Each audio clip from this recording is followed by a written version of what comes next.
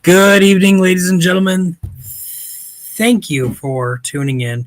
It's your 38th favorite dad in the family community, Papa West, Jacob West, here for another exciting episode of TMG Takes the Field, weekly show where we talk about sports, football. I did. We'll talk about baseball a little bit. I did find out, I believe, MVPs.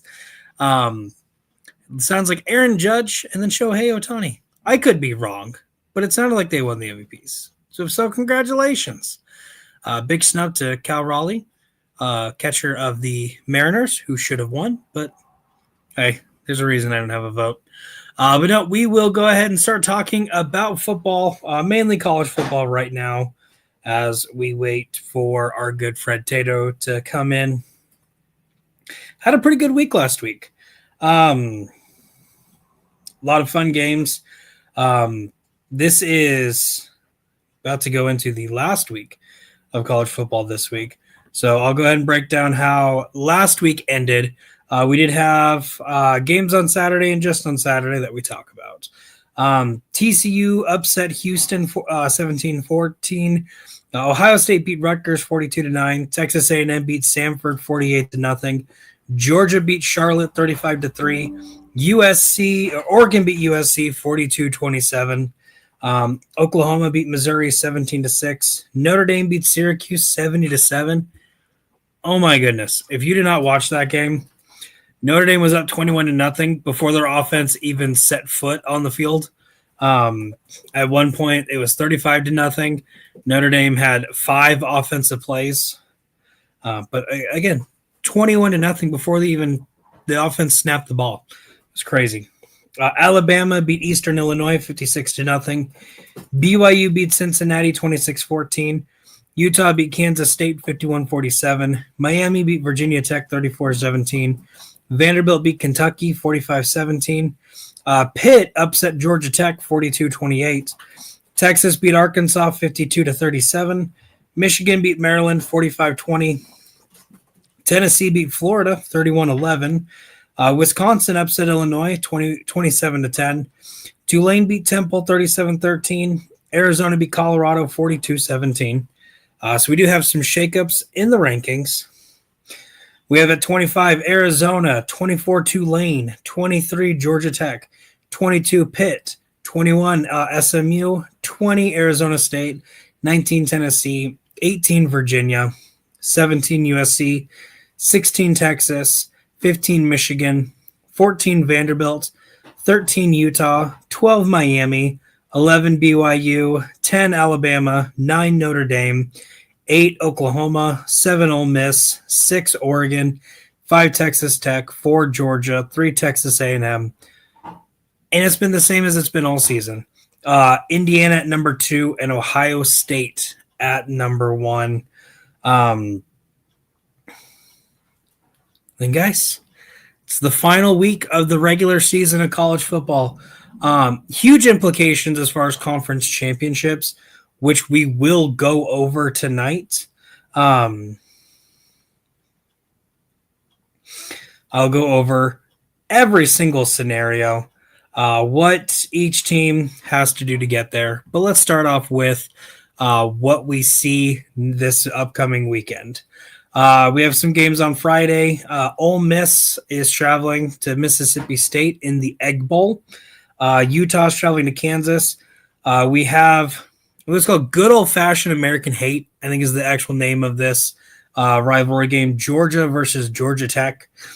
Indiana's traveling to Purdue. We do have a rivalry that outside of last year we haven't seen in a while. Texas A&M traveling to Austin to take on Texas. And then we have Arizona taking on Arizona State. So some great rivalry games there. And then this Saturday we have the game, Ohio State traveling to Ann Arbor to take on Michigan. Texas Tech traveling to West Virginia. Miami is taking on Pitt in ranked versus ranked.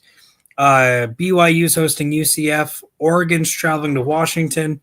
Oklahoma has LSU. Vanderbilt versus Tennessee in ranked versus ranked. Virginia has Virginia Tech. Alabama's traveling to Auburn in the Iron Bowl. USC has UCLA. Charlotte's traveling to Tulane. SMU is traveling to California. Notre Dame is traveling to Stanford. Those are our games. And again, we have conference championship games that are next week. So some teams, I say that a couple teams have locked their ticket in. Some right there win and they are in. Some need some help. So we'll go ahead and talk about those. The first one we will bring up is going to be the SEC. Right now, the way the SEC sits is you have four teams in contention. We have Texas A&M at number 1. They are 7-0 in SEC play. Georgia is at 7-1. Ole Miss is at 6-1, and Alabama is also at 6-1. Team with the easiest road is Texas A&M. It's simple. They win, they are in.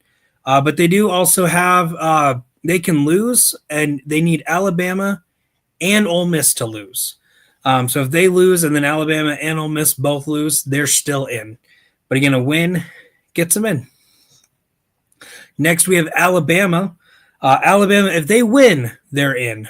However, if they lose, looks like they have no shot in getting in. Georgia, again, Georgia right now in second place. They are in if Alabama or Texas A&M lose.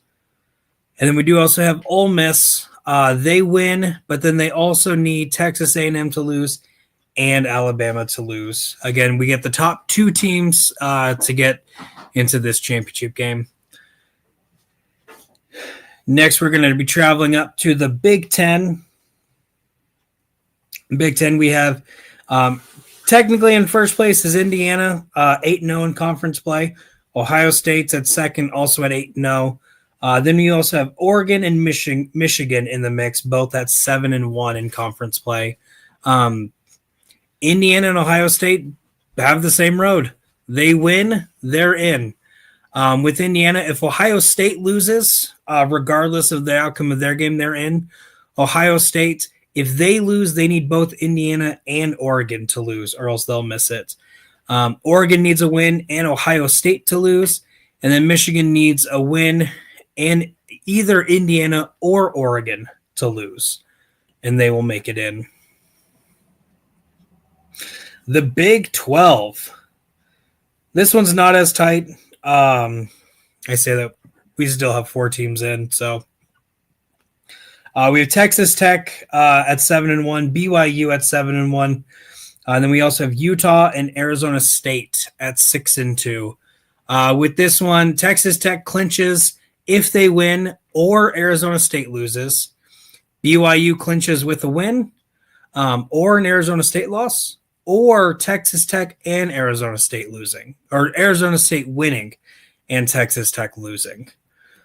Arizona State clinches a playoff or clinches a spot in the championship game with a win and a BYU loss, or if they win and Texas Tech and Utah both lose. And then Utah, they need to win. They need Texas Tech to lose. And then they need BYU and Arizona State both to win for them to get a chance. So theirs is a little more difficult to get in. Probably the most fun one, the ACC. The reason I say it is because there's a chance for Duke to win, or for Duke to make it. And if Duke makes the conference championship game and wins, there's a possibility we don't see an ACC team in the college football playoffs. So with the ACC, we have Virginia, Pittsburgh, and SMU all tied in first place with 6-1. Georgia Tech's at 6-2. Miami and Duke both are at 5-2. So with Virginia, they're going to be the first team we talk about. They win, they're in. They can also get in with a loss, but they need SMU and Pittsburgh to lose, and then they need North Carolina to win. SMU, exact same spot. They win and they're in.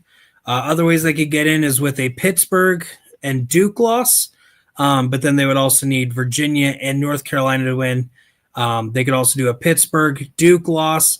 Virginia wins. North Carolina State wins. Boston College wins, and they finish higher than Georgia Tech and Miami in the sports source analytic ranking. Crazy. Or Pittsburgh loses, Duke loses, Virginia loses, North Carolina wins, Boston College wins, and again, they finish higher than Georgia Tech and Miami in the sports source analytic ranking. With Pittsburgh, they have to win. But if they win and Virginia loses, or if they win and SMU loses, they're in. With Duke, they have to win. They either win and then both Pittsburgh and SMU lose. They win and both Pittsburgh, Virginia lose, and then North Carolina wins. Or Pittsburgh, Virginia lose, North Carolina State wins, and they finish higher than Miami. With Miami, again, they're a must-win team. Win and Virginia lose, Duke lose, and SMU wins. They win, SMU, Duke, Virginia lose, and North Carolina State wins. They win, SMU, Duke, Virginia lose, and then North Carolina and Syracuse win.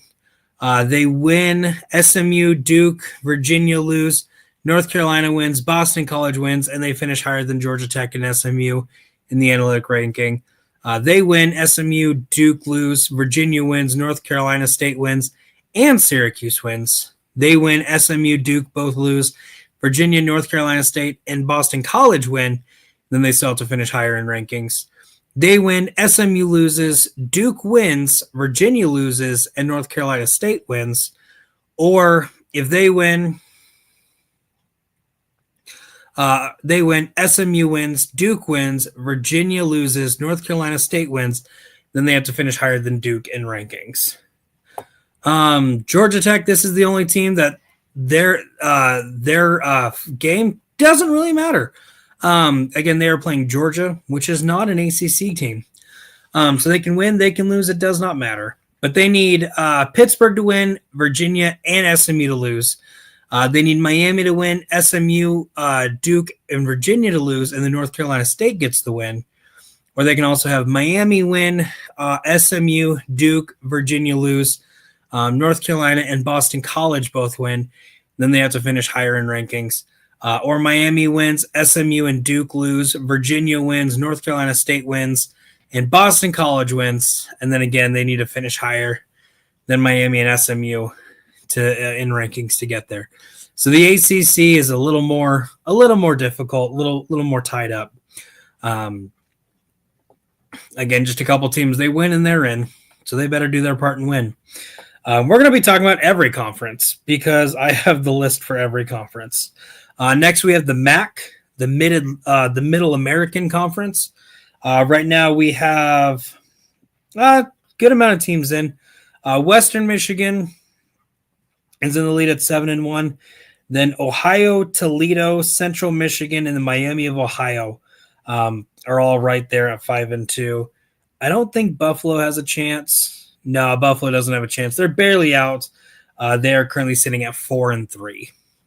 So with the MAC, Western Michigan, again, they're in the win. They win, they're in. Or Ohio wins. Or Miami of Ohio loses, and they are in. With Toledo, and most of these teams are playing each other. So I think that's kind of what's going on. Why it doesn't say any of those teams lose. Next, we have Toledo. If they win and then Western Michigan wins, or if they win and Miami of Ohio loses, they are in. Miami of Ohio clinches with a win and a Western Michigan loss, or a win and a Central Michigan win. Ohio clinches with a win and Northern Illinois win, Miami of Ohio losing and Central Michigan winning, and then they have to beat Central Michigan in the team rating score metric. And then with Central Michigan, they have to win. They have to have Ohio lose and Miami of Ohio lose. They have to win, and then they have to have Western Michigan lose, Ohio lose, and Miami of Ohio win. They have to win. Kent State wins, and then Miami of Ohio loses. And then they have to win. Kent State loses, Miami of Ohio loses, and then they have to beat Ohio in the ranking. Next, we have the American. 5 teams still in this one. North Texas, Tulane, and Navy all at 6-1. Then you have South Florida and ECU, USF. No, USF and ECU, Eastern Carolina, both at 5-2. So Tulane wins or a loss by either North Texas or Navy if it has the highest composite computer average, or losses by both North Texas and Navy. North Texas clinches a spot with a win, or they could have losses by either Tulane or Navy. Again, with kind of some analytics going in there. Navy, they have to win and either Tulane or North Texas lose. South Florida, they have to win, and then one of the 3 ahead of them has to lose. Same with Eastern Carolina. They have to win, and then one of the 3 ahead, Tulane, North Texas, and Navy. So really, Tulane and North Texas have the best shot. Navy needs a little help. USF and ECU need a lot of help.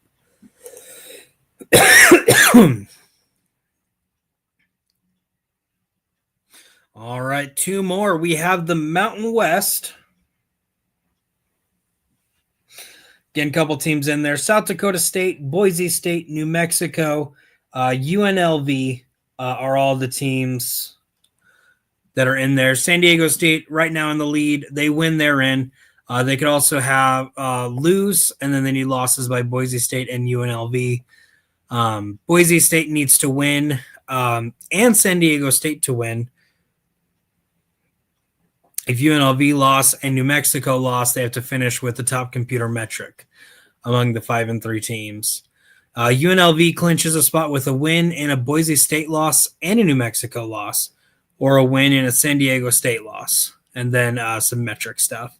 Or they can have Boise State lose and New Mexico lose, again, with help from analytics. New Mexico clinches a spot with a win and a Boise State loss, or a win, and if they finish in the top 2 of the metrics. Or Boise State loses and UNLV loses, and then again some help with the metrics. Fresno State, the only chance they have is a win. Boise State, New Mexico, and UNLV loss, and then a finish with the top 2 metrics. Hawaii with a win, Boise State, New Mexico, and UNLV loss, and then metrics. And then Utah State win, and then the New Mexico and UNLV loss as they are playing Boise State. And then some luck with metrics. And then the final, we have Conference USA. Right now, Conference USA, we have Jacksonville State, Kennesaw State, and Western Kentucky in the lead at 6-1. Missouri State also in the mix at 5-2. Jacksonville State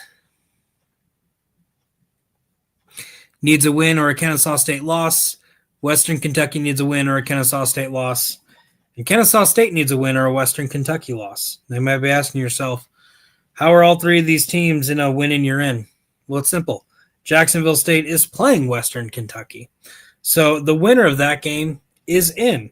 The loser of that game needs Kennesaw State to lose, which we might as well say who Kennesaw State's playing, which means Southern Missouri, I'm sorry, you're not actually in it. I gave you a little bit of hope.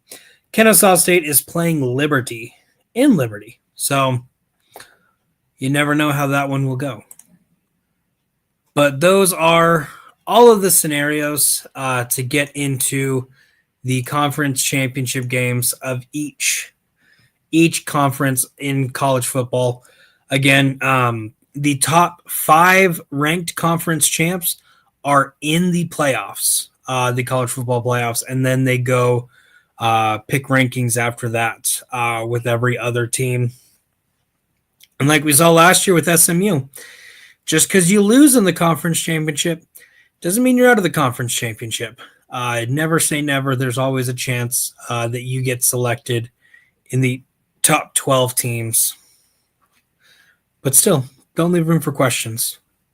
You want to get there without hesitation. Next, we're going to move on to the NFL.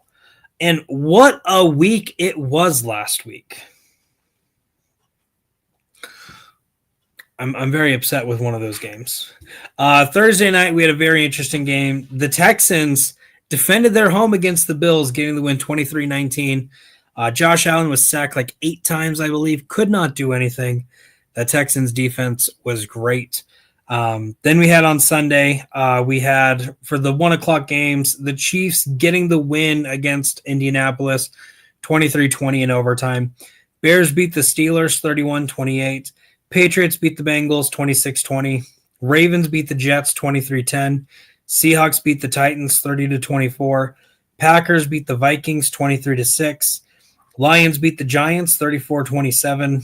Jags beat the Cardinals 27-24. Browns beat the Raiders 24-10. Falcons beat the Saints 24-10. I love how this has been multiple times where games right after another finish with the exact same score.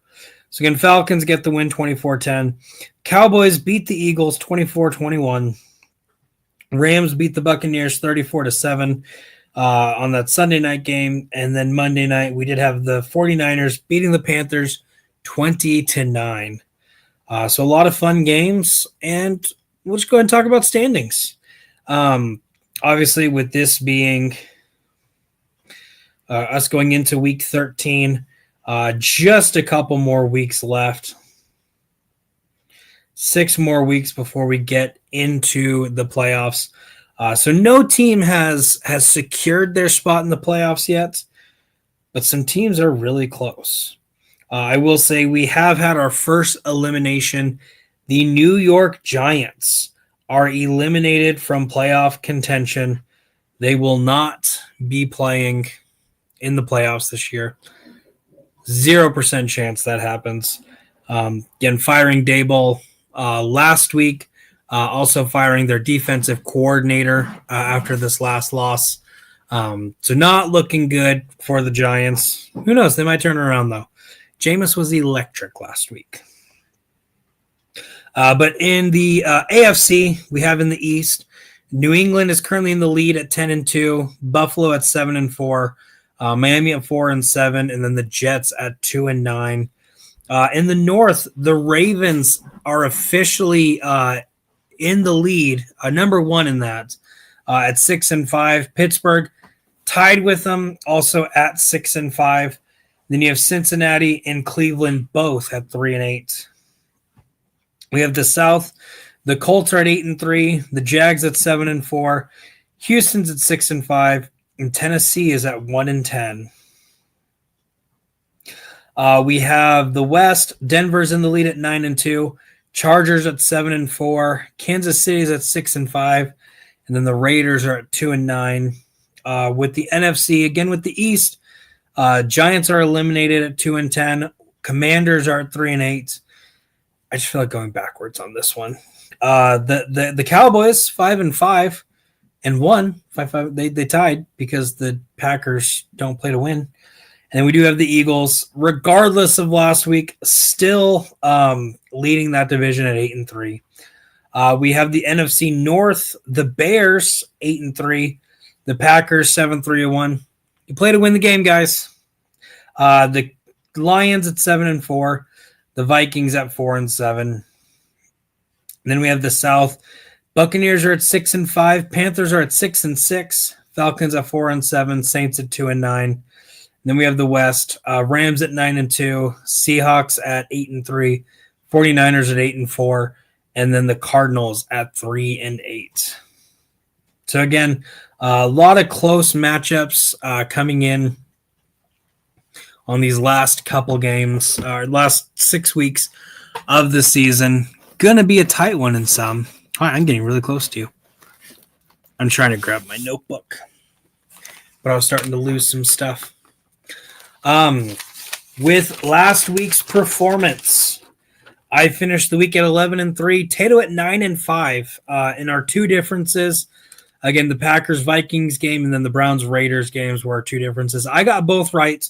So I have tried to slow the bleeding a little bit. Tato is still in the lead at 115-63 versus my 104-74. So it is still a 9-game lead he's holding. I'm going to say we'll see how well I can come back as we go into our predictions for the upcoming week of the NFL season. Week number 13. I had to double check. I was pretty sure, but you know me. Starting off, we have our Thanksgiving games. 3 games to fill our day. We're going to fill our belly with food. The NFL is going to fill us up with some football.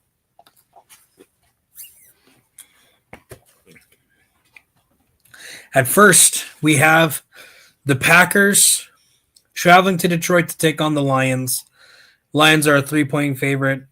Again, this is a rematch from week 1 where the Packers did come away with the win. I'm going to go first here. Obviously, I'm going to go first. Wow, Papa. As Tato is not here yet. Frank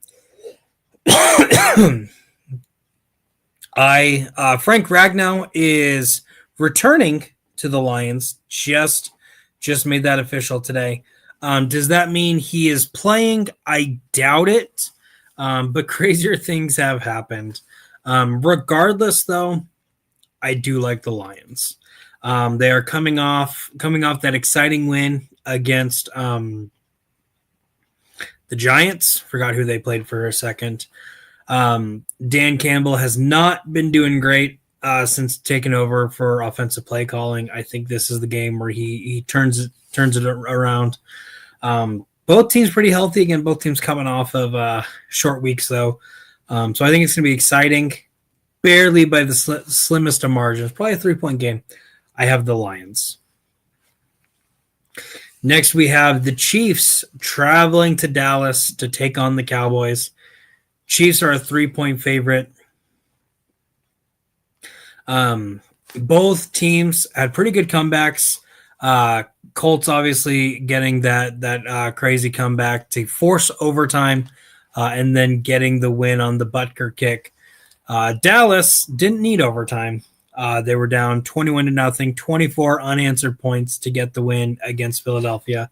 It just hurts saying that. It hurts so much that I can't even say the Cowboys win. I think the Chiefs are going to win. I do think the Chiefs are not fully turning it around, but it's a slow burn to get it fully turned around. But I think that slow burn kicks up a couple notches. Thanksgiving afternoon, evening. And then we have the Bengals traveling to Baltimore to take on the Ravens. Ravens coming back. It's crazy. For a couple weeks ago, we thought they were dead in the water. They're come back in top of the North standings. That being said, though, they haven't played great. They didn't really do that well against the Jets last week. Joe Burrow might be making his return this week. There's a lot of reports. He was a full participant in practice, but they did keep him benched Sunday. A lot of people are thinking it's to keep him fresh against Baltimore. I don't know if that's exactly the case, but what I will say, exciting game, high-scoring affair. Ravens get the dub. Next, we have a Black Friday game, which is hysterical because it's Tato's team versus my team. And we can't watch it because we're going to be working because we both work retail. Bears at Eagles. Again, Eagles are upset. They are mad. Bears have been having some pretty good luck. I believe they're on a 4-game win streak. Right now, they have the lead in the NFC North. I just think the Eagles get the win, though. Turn it around as best as they can, but also that defense is going to do – they're going to turn back around. Reed Blankenship's supposed to play, which we need.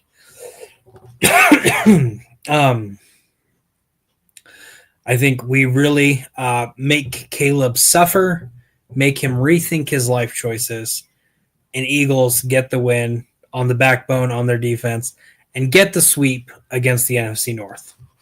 I think both teams are undefeated against each other's divisions. I don't remember if the Bears have played the Giants yet. So that's interesting little side note there. Next, we have the Sunday games. The 49ers traveling to Cleveland to take on the Browns. 49ers are 4-point favorites. Again, getting the win against Carolina. It's not hard to beat Carolina. But Brock Purdy has not been looking super good since he's come back from injury. I believe he had 3 picks in this last game.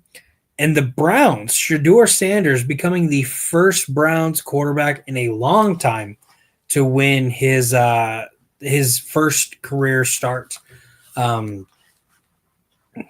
Myles Garrett's just been playing electric.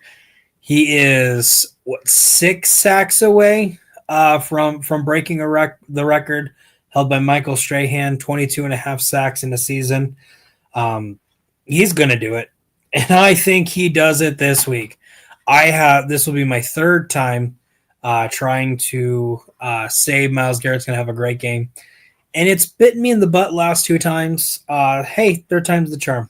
Browns get the win. Next, we have the Jaguars traveling to Tennessee to take on the Titans. Jags are a 6.5-point favorites.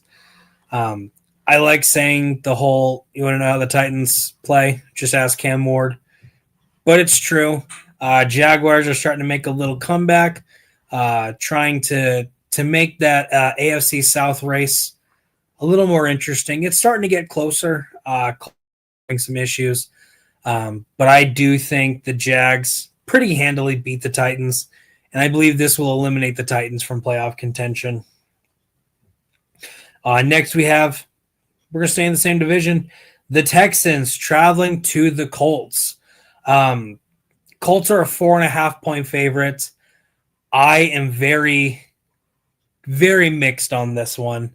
I was going back and forth whenever I was making the picks here because the Texans have been playing great. And the crazy thing is they've been playing great without CJ Stroud. Davis Mills has gotten them 3 straight wins. Colts have had 2 very hard-fought games. Week before, they played the Falcons in Berlin, I think. Had that next week off, and then they played the Chiefs last week. 2 straight games going to overtime. 1, they get the win. 1, they are not able to pull it out. I've been going back and forth, and I wrote down the Colts. Part of me is thinking I'm changing it, but no, stick with your gut, Papa. Colts get the win by 1. I'm calling it here. Texans cover. Colts win by 1. Next, we have the Saints traveling to Miami to take on the Dolphins. This one's not hard. Dolphins get the win. 2 toilet bowl games, but Tua's at least able to play competent games. Sometimes he plays horrible games. Next, we have the Rams travel to Carolina to take on the Panthers. Rams are a 10.5-point favorite. Part of me is going back and forth on this one because the Panthers play good at home. But Panthers are without starting safety Trevon Moehrig, who is suspended due to some low blow attacks to Juwan Jennings in the Monday Night Football game last week. Sure, that's going to hurt him a lot. He's actually a pretty good safety. I really like him. Played at TCU.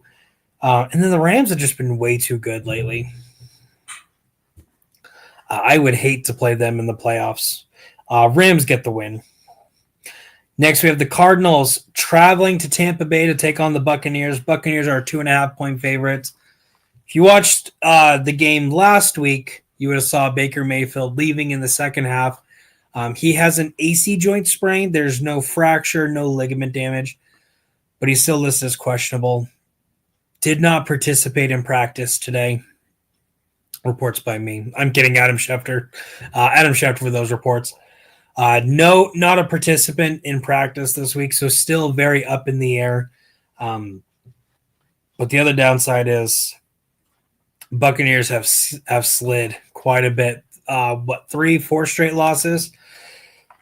Cardinals are in that spot too, where they've had a couple losses in a row. Hopefully, trying to turn something around. They're without Kyler Murray still.